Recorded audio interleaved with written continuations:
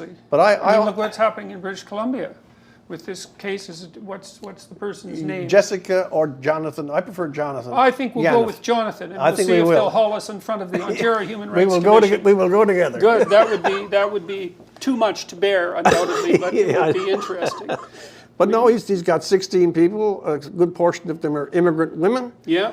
He is insisting that they wax his penis and testicles. If he's got hair on the first, it's a bit of a worry. And he's got 16 of them under charge.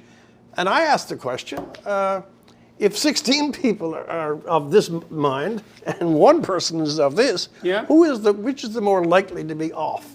Yeah, well, it seems irrelevant. And I mean, it's a consequence, you know. One of the things I pointed out with Bill C-16 was that it contained multiple internal contradictions, especially in the background policies, which I had read in quite a bit of detail. They were formulated in Ontario, although the federal government removed the link on their website to those policies after I pointed out the fact that that link existed, which I thought was unbelievably underhanded and still believe so.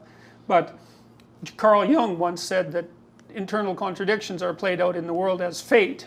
You know, is that the thing about propositions, if they're accurate, is that they represent real states of being in the world. And if you entertain a set of propositions that are internally contradictory, then you're going to run yourself into all sorts of sharp objects and dead ends. And that's exactly what's happening. And